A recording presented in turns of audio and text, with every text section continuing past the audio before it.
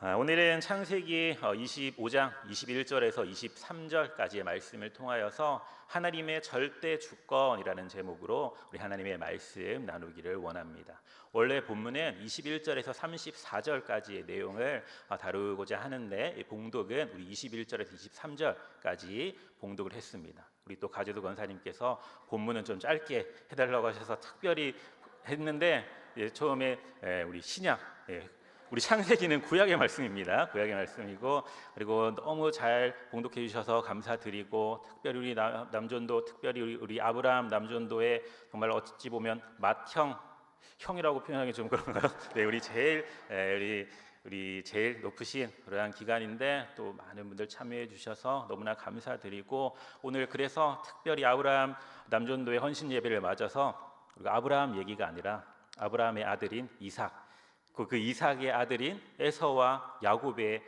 이야기로 우리 말씀을 나누고자 합니다. 우리 아들을 너무나 사랑하는데 아들보다 더 사랑하는 존재가 우리 손주들이잖아요, 그죠? 손주들. 그래서 이러한 우스갯소리도 있지 않습니까? 아브라함이 아들 100세 때 얻은 그 이삭을 하나님께서 바치라라고 하셨을 때 아들이라서 바칠 수 있었다. 만약에 손자를 바치라고 했으면 절대 못 바칠 것이다. 뭐 이러한 우스갯소리도 있는데, 그만큼 우리 하나님께서 또 우리 아브라함을 너무나도 사랑하시고, 또 우리 아브라함 남존대를 사랑하시고, 또 이제 참여한 여러분을 사랑하는 줄로 믿습니다. 그래서 이제 말씀을 나눌 텐데, 방금 말씀드린 이 손자 바치라고 하면 못 바쳤다, 요거 기억하지 마시고 이제 앞으로 나눌 우리 말씀을 꼭 기억하시며 은혜 받는 귀한 시간 되시길 간절히 바랍니다. 우리가 이렇게 하나님의 말씀을 이렇게 보시면서 우리가 꼭 기억해야 될 것은, 하나님의 말씀을 통하여서 우리가 하나님을 발견할 수 있어야 한다라는 사실입니다.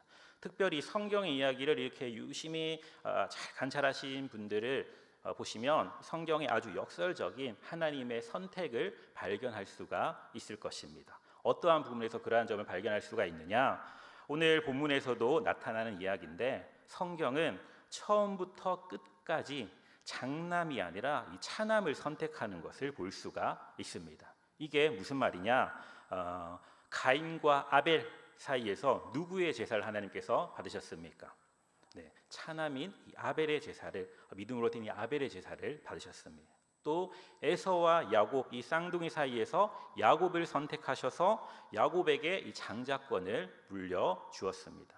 야곱 또한 이 넷째 아들인 유다에게 이 왕권과 이 통치권을 물려주고, 또 11번째 아들인 이 요셉에게 이 장자의 기업을 물려 주었습니다. 이뿐만 아니라 이 메시아의 혈통을 잇는 다윗은 이새의 8번째 아들, 이 막내 아들이었습니다. 그리고 심지어 그의 아들 솔로몬은 어찌 보면 이 다윗의 치부를 드러낼 수 있었던 이 우리아의 아내인 이 밧세바의 몸에서 태어난 그러한 아들이었습니다. 이것뿐만 아니라 예수님께서는 먼저 된 자가 나중되고 또 나중된 자가 먼저 되리라 라고 말씀을 하셨습니다. 실제로 이스라엘의 먼저 된 자, 이 서기관과 바리새인들을 버리고 이 나중된 자, 이 세리와 창기를 사랑하셨습니다. 이와 같은 선택을 하신 분이 바로 우리의 하나님이시다라는 사실이죠. 따라서 성경에 나타난 하나님의 선택의 그 방식에는 그 사람의 조건, 또 일반적이며 세상적인 가치를 따르는 것이 아니라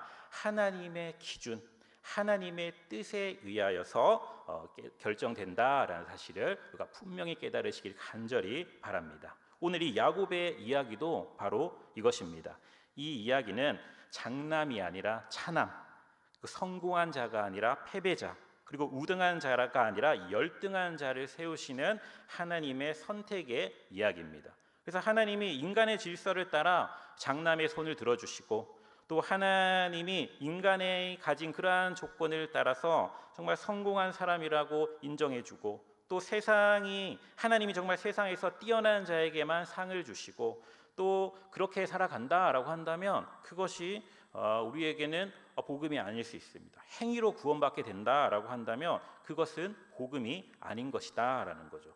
그렇게 된다면 이 구원이라는 것이 나의 행위에 의해서, 나의 노력에 의해서 결정되는 것 아니겠습니까? 그런데 야곱의 이 선택 이야기가 이 복음인 것은 조건을 갖추지 못한 사람을 불러서 하나님의 은혜로 또 복의 근원이 되게 하셨기 때문인 줄로 믿습니다. 그래서 창세기의 말씀을 이렇게 보시게 되면 복에 관해서 말씀하고 있는 걸 많이 볼 수가 있습니다. 특별히 창세기 12장에 큰 복에 대해서 이야기하고 있는데, 아브라함에게 내가 너에게 복을 주어 네가 다른 사람에게 복이 되게 할 것이다, 복의 근원이 되게 할 것이다 라고 이렇게 말씀하셨고, 또 창세기 49장은 야곱이 그의 자녀들을 축복하는 그러한 내용입니다.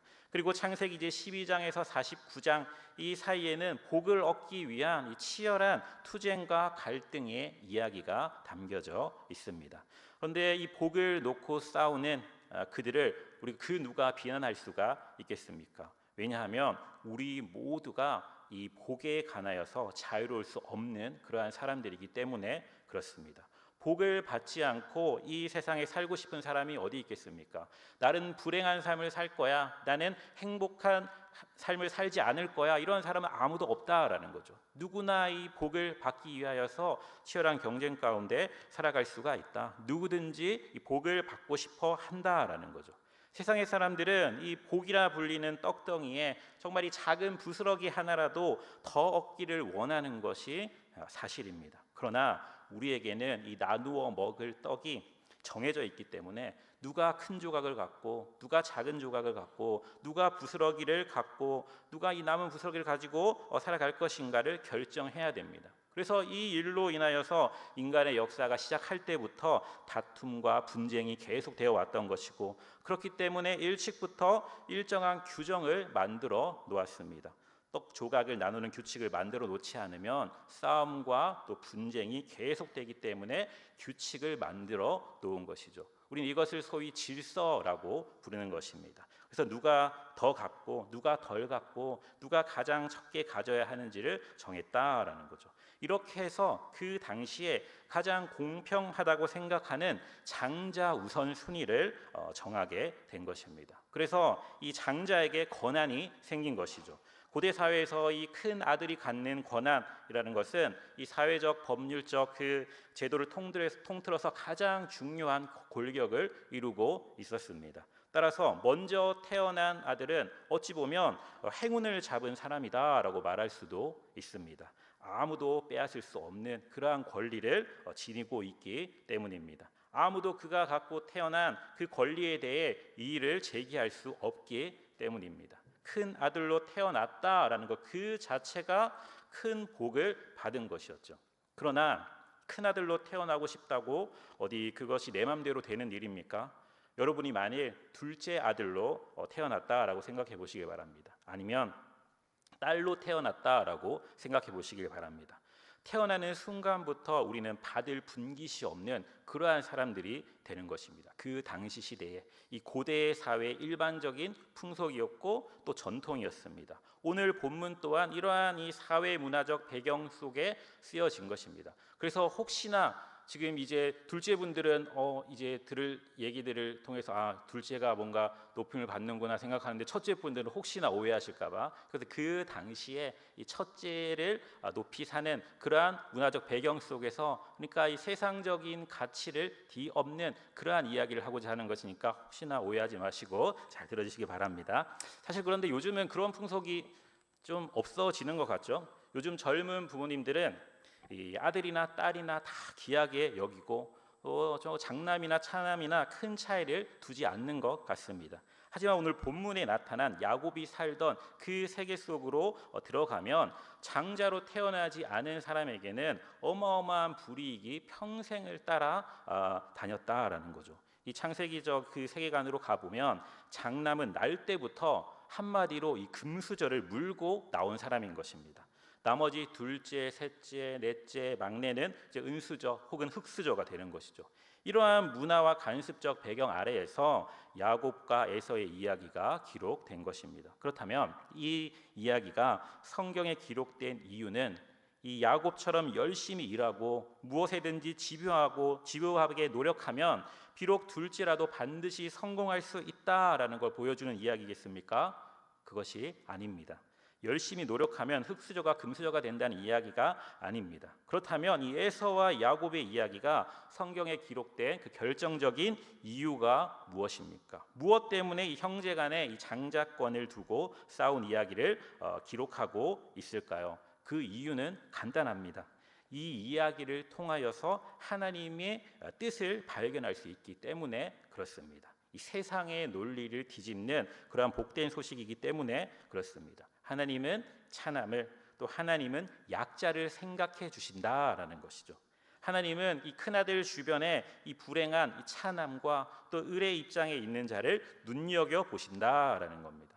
야곱과 에서의 이야기는 하나님께서 이 장자의 특권을 가진 큰아들 에서의 위치를 뒤엎어버리고 특권 없는 이 아들 야곱에게, 둘째 아들 야곱에게 특별한 호의를 보여주신다는 이 충격적인 소식을 담고 있는 이야기입니다. 그래서 이 형인 에서가 아니라 동생 야곱이 하나님이 아브라함에게 주셨던 그 복의 계승자가 되었다라는 점을 말하고 있습니다. 다시 말해서 야곱과 에서의 이야기는 노력으로 무엇을 쟁취하였다, 또 포기하지 않고 무엇을 이루었다라는 것을 말하려는 것이 결코 아니다라는 거죠. 이러한 이야기는 우리가 집에 누워서 TV를 보거나 여러 가지 소설 이야기를 봐도 그러한 일들을 더 생동감 있게 감동적인 이야기들을 바라볼 수 있을 것입니다.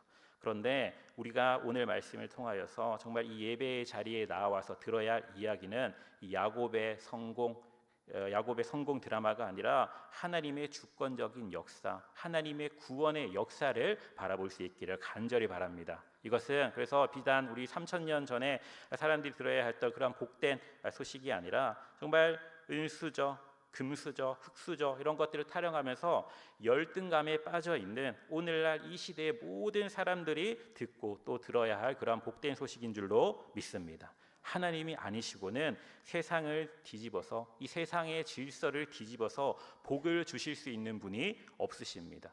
세상적인 가치로 바라봤을 때 보잘것없어 보이는 그러한 자에게도, 복받을 조건이 전혀 보이지 않는 그러한 자에게도 복을 주실 수 있는 분은, 은혜로 복을 주실 수 있는 분은 바로 우리의 하나님이신 줄로 믿습니다. 이것이 바로 하나님의 절대 주권인 것입니다. 그러니까 선물이라는 것은 선물을 주는 자 마음대로입니다. 주는 사람이 주고 싶은 사람에게 주는 것이죠. 하나님께서 차남에게, 또 을에게, 연약한 자에게 복을 주시고 싶었던 것입니다. 그리고 오늘날 그리스도를 믿기만 하면 우리에게 구원을 베풀어 주신다라고 또한 말씀하십니다. 오직 주권으로, 오직 하나님의 은혜로 말씀하고 있는 것입니다. 그래서 에베소서 2장 8절 말씀에도 너희는 그 은혜에 의하여 믿음으로 말미암아 구원을 받았으니 이것은 너희에게서 난 것이 아니요 하나님의 선물이라, 행위에서 난 것이 아니니 이는 자랑하지 못하게 함이라 라고 했습니다. 그래서 우리가 뭔가 하나님께 받은 그 은혜, 하나님께 받은 그 구원, 내 행위에서 난 것이 아니라 온전히 하나님의 은혜임을 기억하라고, 그렇기 때문에 이 모든 세상의 모든 역사들은 하나님의 주권 아래에 있다라는 것을 인정하게 만들기 위하여서 하나님께서는 오늘의 말씀도 주신 줄로 믿습니다. 그래서 나를 구원해 주신 그 하나님 아버지에 늘 감사하며 살아가시는 저 여러분들 다 되시길 주님의 이름으로 축복합니다. 그런데 오늘 우리가 또 이 야곱과 에서의 이야기를 들으면서 한 가지 꼭 정리하고 넘어가야 할 점이 있습니다. 그것은 단지 이 이야기뿐만 아니라 성경에 나오는 대부분의 이야기에 해당하는 것인데, 사람들이 성경의 이야기를 단순히 그냥 도덕적인 관점에서 읽고 듣는 이러한 경우들이 있습니다. 그래서 성경 이야기를 읽으면서 이 몇 가지 이 도덕적인 교훈을 얻으려고 합니다. 그러면서 성경의 어떠한 인물을 본받아야 할 모델로 생각하기도 합니다. 하지만 여기에 문제가 있습니다. 이런 인물들은 우리가 단순히 우리가 본받아야 할 모델로 선정된 사람들이 아니다라는 거죠. 만약에 그랬다면 성경의 장점들만 열거해 놓지 않았겠습니까? 더욱더 존경받을 만한 그러한 내용들을 남겨두셨을 것입니다. 예를 들어서 아브라함, 정말 믿음의 조상으로서 우리가 지금까지도 믿음의 조상이라 불리며 정말 위대한 우리의 선진으로서 우리가 바라보고 있는데, 이 아브라함도 믿음의 조상이라고 불리지만 성경을 자세히 보면 자기 아내를 애굽의 궁궐로 팔았던 아주 나쁜, 속된 말로 나쁜 놈이었습니다. 그죠? 그리고 정말 비겁하고 치졸한 그러한 사람이었습니다. 이러한 인물을 본받다가는 아내들이 다 모두 다 도망갈지도 모르겠습니다. 그죠? 그런데 하나님께서는 이러한 얘기까지도 다 넣어두셨다라는 거죠. 야곱 역시도 도덕적으로 본받아야 할 그러한 모델은 아닙니다. 그렇다고 영웅도 아닙니다. 성경을 읽다 보면 그가 얼마나 간사하고 또 이기적인 그러한 사람이었습니까? 앞을 보지 못하는 아버지를 속입니다. 그래서 이 형의 장자권을 팥죽 한 그릇으로 또 탈취하는 이러한 사람이었습니다. 사실 또 꾀를 부려서 외삼촌을 속인 아주 비열한 그러한 사람으로 볼 수도 있습니다. 성공을 위해서라면 오늘날 관점에서 오늘날 그 야곱을 오늘날의 관점으로 데려왔을 때 어찌 보면 성공을 위해서라면 명예도 체면도 인륜도 버리는 아주 나쁜 사람으로 볼 수도 있습니다. 이러한 사람 우리가 도덕적으로 본받을 수 있겠습니까? 따라서 이 야곱과 에서의 이야기를 우리가 도덕적인 잣대로 그렇게 바라보거나 또 위인 정기로 읽어서는 안 된다라는 거죠. 또한 이 야곱과 에서 사이에서 일어난 이 갈등도 도덕적인 갈등이 아닙니다. 좋은 사람, 나쁜 사람 사이의 갈등도 아니고 이 야곱과 에서 사이의 갈등은 하나님의 복을 두고 다투는 이 두 경쟁자 간의 갈등이었습니다. 그리고 그들은 하나님께서 이미 복을 줄 사람을 결정하셨다라는 사실도 모른 채 다투고 있었던 거죠. 그래서 하나님 어떠한 사람에게 복을 주시기로 결정하셨냐? 도덕적으로 우수한 사람이 아닙니다. 아마 이 기준으로 복을 준다라고 한다면 조금 우리가 인간적인 면에서 쿨하게 동생에게 장자권을 넘겨준 그러한 에서에게 복을 주실 수도 있습니다. 이처럼 성경을 도덕적인 눈으로 보면 우리가 놓치는 것이 너무나 많다라는 거죠. 이해되지 않는 부분들이 너무나 많이 나타날 것입니다. 그러면서 또 이러한 의문이 들 수도 있습니다. 어떻게 하나님께서 이러실 수가 있냐라는 이러한 의문도 생길지도 모르겠습니다. 예를 들어서 아내를 누이라고 속이고 궁궐에 들여보낸 아브라함이 이 아무것도 모르고 속은 이 애굽의 왕보다 도덕적으로 나은 것이 없습니다. 그리고 또 이삭이 이 이스마엘보다 도덕적으로 더 훌륭했던 것도 아니고 이 야곱이 형 에서보다 도덕적으로 훌륭했던 것이 아니었습니다. 그렇다면 도대체 왜 하나님께서는 아브라함을 택하시고 또 이삭을 택하시고 또 야곱을 택하셨습니까? 여기에 세상의 지성인이라고 하는 사람들은 다 걸려 넘어졌습니다. 우리 세상의 관점으로 바라봤을 때는 정말 위대한 사람이, 다른 사람의 눈으로 봤을 때 정말 인정받는 사람이, 그러한 사람이 인정받고 그 사람이 높임받는 것이 세상적인 관점에서는 너무나도 당연한 사실인데 성경은 그렇게 이야기하고 있지 않다라는 것이죠. 우리는 이 난제를 어떻게 풀고 또 어떻게 받아들여야 되겠습니까? 이에 대해서 바울이 로마서 9장에 이 난제에 대해 머뭇거림 없이 명쾌하게 말씀하는 걸 볼 수가 있습니다. 그 9장의 내용을 우리가 다 읽으면 좋겠지만 그 9장의 내용을 우리가 정리해 보면 다음과 같습니다. 인간을 향한 이 하나님의 사랑은 인간의 의지나 또 노력, 이 수고나 이러한 분발이나 거기에 달려있지 않고 오직 주님의 자비와 긍휼을 베푸시는 그 하나님께 달려있다라고 피력하고 있습니다. 나아가서 무엇보다 이 구원이라는 것은 인간의 조건이 아니라 하나님의 은혜와 하나님을 향한 믿음에 달려있다라고 말씀하고 있는 것입니다. 즉 하나님 아버지의 주권에 대해서 이야기하고 또 하나님의 인간의 조건이 아니라 하나님을 믿는 믿음, 전적인 은혜로 우리를 구원하여 주신다라는 걸 말씀하고 있는 겁니다. 그래서 만약에 하나님께서 장남에게 권한을 주는 세상의 순리대로, 여기서 세상의 가치를 말하는 겁니다. 세상적인 가치를 말하는 겁니다. 그러한 세상의 순리대로, 즉 세상적인 가치관을 그대로 따라서 에서에게 복을 주었다라고 한다면, 또 금수저를 물고 태어난 사람이 평생 금수저를 사는 복을 주셨다면, 또 갑의 자리에 있는 사람에게 평생 갑이 되게 하셨다면 어찌 보면 이 세상이 어떻게 되겠습니까? 그때 하나님은 모든 인류의 하나님이 아니라 장자의 하나님, 또 금수저의 하나님, 갑의 하나님 이렇게 되는 것입니다. 하나님마저 가진 자의 편, 강자의 편이 될 수 있는 겁니다. 그러면 세상이 어찌 되겠습니까? 그런데 이 사실을 마음에 두고 하나님께서 야곱과 에서의 어머니 이 리브가에 들려주었던 오늘 본문의 말씀을 우리 함께 보길 원합니다. 본문 23절 말씀입니다. 23절 함께 읽겠습니다. 여호와께서 그에게 이르시되 두 국민이 내 태중에 있구나. 두 민족이 내 복중에서부터 나누이리라. 이 족속이 저 족속보다 강하겠고 큰 자가 어린 자를 섬기리라 하셨더라. 아멘. 이게 말씀해 보니까 형이 동생을 섬길 것이다 라고 말씀합니다. 이것이 어찌 보면 얼마나 파격적인 선언입니까? 그 당시 시대에 맞지 않는 그러한 말씀입니다. 우리의 고정관념 그리고 전통적인 그러한 인습들을 다 깨부수는 그러한 말씀인 것입니다. 그런데 하나님께서 리브가에게 말씀하십니다. 형이 동생을 섬기리라. 큰 자가 작은 자를 섬기리라. 갑이 이를 섬기리라. 금수저가 흙수저를 섬기리라. 먼저 된 자가 이 나중된 자를 섬기리라. 이렇게 말씀하심으로 사회적으로 또 법률적인 그러한 모든 제도 자체를 완전히 엎으시는 그러한 말씀을 하시는 겁니다. 사람들이 가지고 있던 전통과 인습, 일반적인 사고, 그러한 모든 사고 방식들을 다 바꾸어 놓습니다.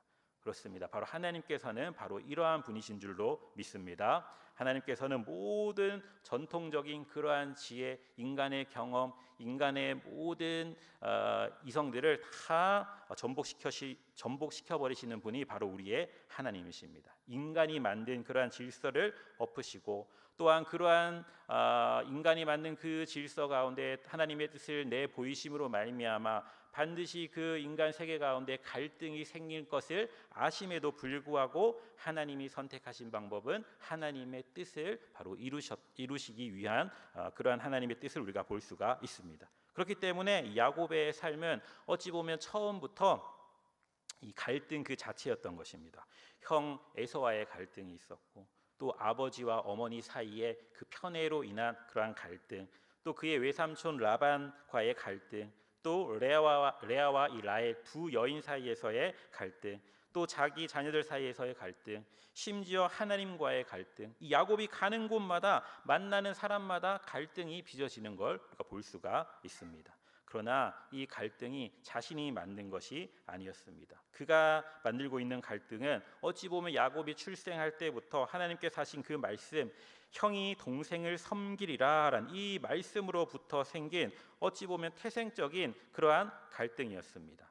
그런데 우리가 이렇게 많은 갈등을 겪었던 이 야곱을 믿음의 조상이다라고 부르고 있습니다. 우리가 왜 어찌 보면 우리와 피 한 방울 섞이지 않은 어찌 보면 본 적도 없고 만난 적도 없던 그 야곱을 우리가 믿음의 또 조상이라고 부르는 겁니까? 그 이유는 그가 겪었던 그 모든 갈등을 예수 그리스도의 제자인 우리들도 오늘날 동일하게 겪고 있기 때문인 줄로 믿습니다. 예수님께서 제자들에게 이렇게 말씀하셨습니다. 요한복음 15장 19절에 너희는 세상에 속한 자가 아니요 도리어 내가 너희를 세상에서 택하였기 때문에 세상이 너희를 미워하느니라. 아멘. 그리스도의 제자가 되었다라는 것은 야곱이 처했던 그 갈등을 우리도 똑같이 겪는다라는 것입니다. 장남이 이 고난을 독식한다는 그러한 세상적인 질서를 거부하기 때문에, 또 갑이 모든 것을 지배한다는 그 세상의 질서를 거부하기 때문에, 금수저가 모든 권한을 가졌다는 그 세상 질서를 거부하기 때문에, 그래서 결국 정리하면 세상적인 가치관을, 세상을 거부하기 때문에 세상과 갈등하고 세상으로부터 미움을 받게 된다라는 사실입니다. 우리 그리스도인들은. 이러한 의미에서 오늘 본문의 이야기는 야곱의 이야기가 아니라 이 야곱을 선택하신 하나님의 이야기로 바라봐야 됩니다. 겉으로 바라봤을 때의 주인공은 야곱처럼 보이지만 그 중심에 흐르고 있는 보이지 않는 주인공은 바로 이 야곱을 택하신 하나님이시며 절대 주권자이신 그 하나님이신 줄로 믿습니다. 그래서 이러한 모든 상황에서 하나님께서 엄히 말씀하십니다. 강한 자가 약한 자를 섬기리라. 큰 자가 작은 자를 섬기리라. 또 형이 동생을 섬기리라. 이렇게 전혀 예상치 못한 그 당시 시대의 고정관념 또 인습을 벗어나는 그러한 방식으로 사람을 택하시고 또 자신의 백성으로 삼으신 하나님의 방법에 우리가 그저 놀랄 뿐입니다. 그래서 우리 고린도전서 1장 26절에서 29절에서 하나님의 부르심을 보라는 이 바울의 고백을 우리가 다시금 새롭게 들을 수가 있는 것입니다. 우리 고린도전서 1장 26절에서 29절 말씀을 우리 함께 읽도록 하겠습니다. 형제들아 너희를 부르심을 보라. 육체를 따라 지혜로운 자가 많지 아니하며 능한 자가 많지 아니하며 문별 좋은 자가 많지 아니하도다.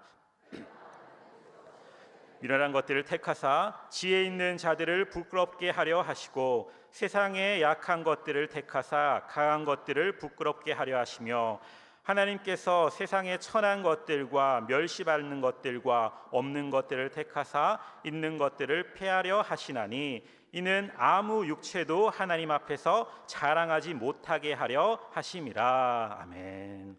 이 말씀이 결국 우리의 행위, 우리의 노력으로 하는 것이 아니라 전적인 하나님의 은혜로 가능하고 이 하나님 아버지의 깊고 깊으신 하나님의 섭리를, 그 주권을, 그 선택을 우리가 어찌 다 헤아릴 수 있겠습니까? 어떻게 이해할 수 있겠습니까? 그렇지만 우리가 할 수가 있습니다. 그것은 바로 우리가 할 것은 바로 이 절대 주권자이신 하나님을 믿는 방법뿐임을 믿으시길 주님의 이름으로 축복합니다.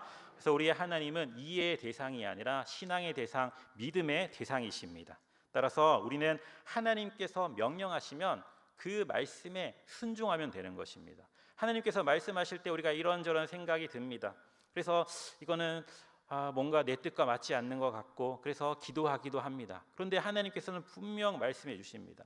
하나님께서는 우리의 마음 가운데 성령님으로 임하셔서 우리에게 분명히 말씀해 주십니다. 우리는 거기에 순종하며 나아가면 되는 것입니다. 그런데 하나님께서는 또 우리를 너무나도 사랑하여 주셔서 절대인 주권자이신 하나님께서 우리를 로봇처럼 만들어서 그냥 무조건적으로 복종하게 만드실 수도 있지만 하나님께서 또 우리에게 자유의지라는 것을 주셨습니다. 우리에게 선택할 수 있는 권한 또한 주신 분이십니다. 그렇지만 우리가 그러한 절대 주권자이신 하나님을 믿는다라고 한다면 하나님의 말씀에 전적으로 순종할 수 있는 믿음이 우리 가운데 넘쳐나게 될 줄로 믿습니다. 그래서 하나님의 말씀에 순종하며 나아갈 때, 그리할 때 모든 일을 주관하신 하나님께서 우리를 의의 길로, 선한 길로 인도하여 주실 줄로 믿습니다. 또 하나님이 절대 주권자이시다, 하나님께서 모든 것을 택하셨다라는 이러한 부분만 보고 내가 할 일은 없네 라고 생각할지도 모르겠지만 하나님께서는 그러한 분이 아니십니다. 하나님은 우리와 늘 동역하기를 원하시는 분이시고 우리가 맡은 바 자리에서 최선을 다하시기를 원하시는 분입니다. 그래서 우리의 노력으로, 우리의 힘만으로는 우리의 삶을 완성할 수 없지만 내가 맡은 바 자리에서 최선을 다하고 열심으로 일하고 그리고 하나님을 전적으로 신뢰할 때 하나님과 또 우리의 열심히 합하여져서 모든 것이 선하고 모든 것이 하나님이 부어주시는 은혜로 넘쳐나게 될 줄로 믿습니다. 그래서 우리가 말씀을 정리하면, 우리 사랑하는 여러분, 또 우리 아브라함 남전도의 여러분, 하나님의 선택은 인간의 조건이나 이 세상적인 질서에 따라 좌우되는 것이 아님을 믿으시길 간절히 바랍니다. 장남이라고 선택하는 것도 아니고 또 차남이라고 무조건 또 선택받고 혹은 또 버림받고 그렇게 되는 것이 아니라 이 모든 것은 하나님의 절대적인 주권이고 또 이 세상적인 가치를 따라 살아가는 오늘날 우리들에게 또 세상적인 가치를 바라보며 인간의 관점으로 바라봤을 때 왜 내게 이러한 고난이 왔고 왜 내게 이러한 어려움이 왔을까 낙심하고 절망할 수밖에 없는 우리들에게 하나님께서는 희망을 주시는 것입니다. 정말 이 절망의 자리에서, 쓰러져가는 그 절망의 자리에서 하나님을 믿는 믿음으로 말미암아 나를 인도하시고 전적인 은혜로 나를 구원하여 주심으로 내가 정말 하나님 아버지 은혜 안에 거할 수 있다라는 그러한 믿음을 우리 가운데 주시는 그 하나님을 전적으로 신뢰하며 나아가시길 바라고, 그러므로 우리가 내가 잘했다고 해서 또 내가 성공했다고 해서 자랑하며 교만할 필요도 없고 또 반대로 세상적인 기준으로 바라봤을 때 실패라는 그러한 느낌이 들지라도 우리가 낙심할 필요가 전혀 없는 것입니다. 그러한 상황 가운데 우리가 해야 할 것은 무엇입니까? 오직 우리가 행할 것은 하나님의 주권을 인정하는 일이며 모든 것을 하나님께 내어 맡기고, 그러니까 정말 맡길 만한 분에게 맡기는 것 아니겠습니까? 하나님께, 정말 전능하신 그 하나님께 모든 것 내어 맡기고 우리의 구원자 되시는 예수님을 내 마음에 모시며 또 그분의 말씀에 순종함으로 맡은 바 자리에서 최선을 다하여 하나님께 영광 돌리시는, 또 하나님의 기쁨이 되시는 참된 자녀들, 특별히 우리 아브라함 남전도회 되시기를 주님의 이름으로 축복합니다.